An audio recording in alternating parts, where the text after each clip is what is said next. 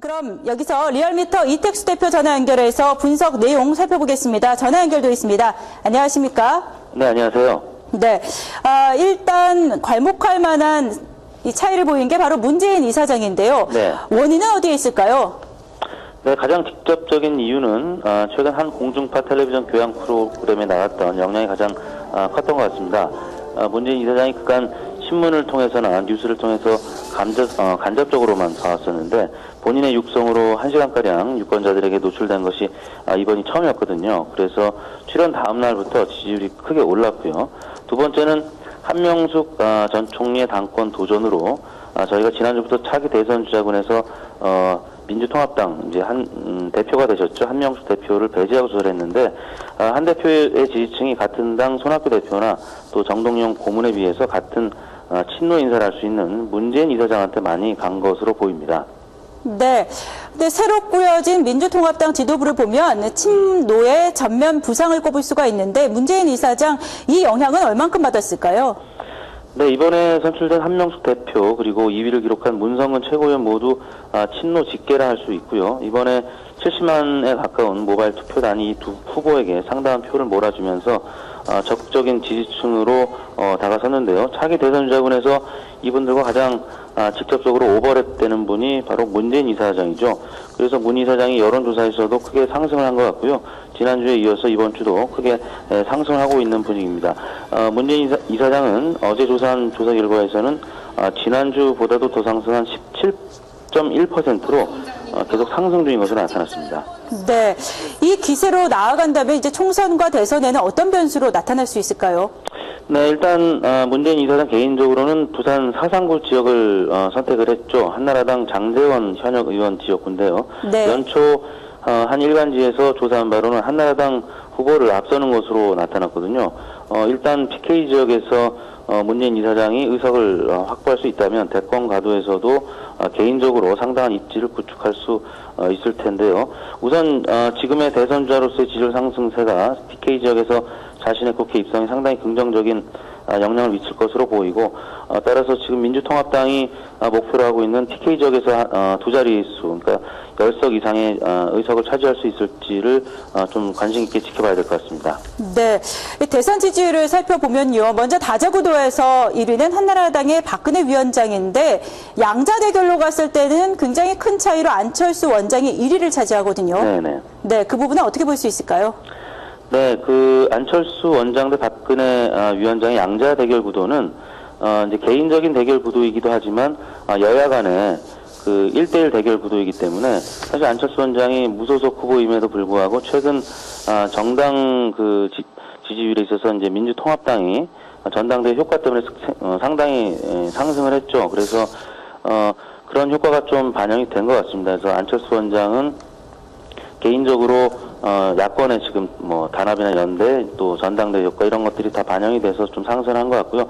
박근혜 위원장은 최근에 당내 논란들이 많았죠. 비대위가 출범했지만 그 가운데서 잡음들이 계속 터져나오고 있기 때문에 뭐 가령 돈봉투 사건까지 터져나왔고요. 뭐 그래서 박근혜 위원장은 좀 하락세를 보였고 안철수 원장은 여러 가지 호재 때문에 상승세를 보여서 양자 대결 구도에서는 1월 초, 그러니까 올 연초에 발표된 각종 언론사들의 여론조사 기관들의 발표에서 10%포인트가량으로 나왔는데 조금 더 벌어진 상황입니다. 다만 다자구도에서는 지난 12월 중순부터 박근혜 위원장이 빼앗겼던 1위 자리를 다시 지금 찾아와서요. 5주간 연속 1위를 하고 있는데 뭐 약간 소폭 하락했지만 안철수 원장이 또 이 다자구도에서는 뭐 경쟁 구도에 있는 문재인 이사장이라든지 손학규 대표 또 정동영 고문 등과 또 지지율을 또 나누고 있기 때문에 그 부분에서는 조금 하락세를 보이고 있습니다.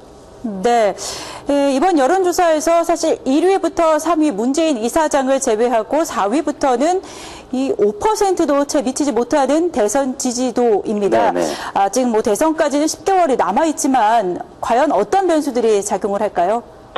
네, 우선 뭐 총선이 가장 큰 변수겠죠. 총선에서 일단 각자 도전을 해야 되는데 박근혜 위원장 같은 경우는 지금 비례대표로 나가는 그 가능성이 좀 지금 언론에 보도가 되고 있고요.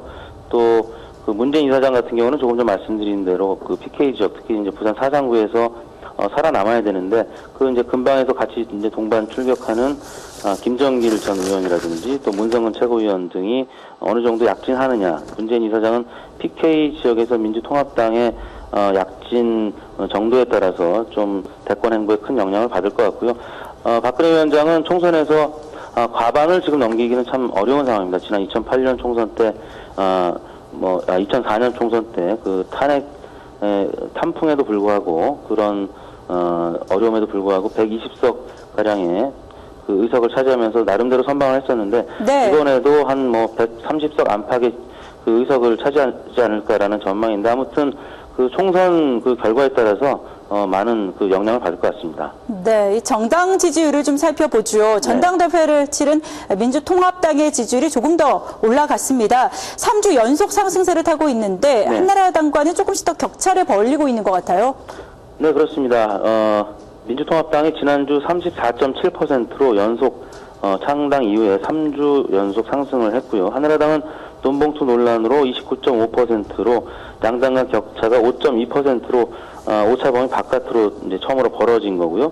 어제 실시된 조사에서는 전당대 효과 때문에 민주통합당이 무려 40%까지 상승을 했습니다. 그래서 지난주와 동일한 29.5%를 기록한 한나라당과 무려 10.5%포인트가량 벌어진 상황입니다.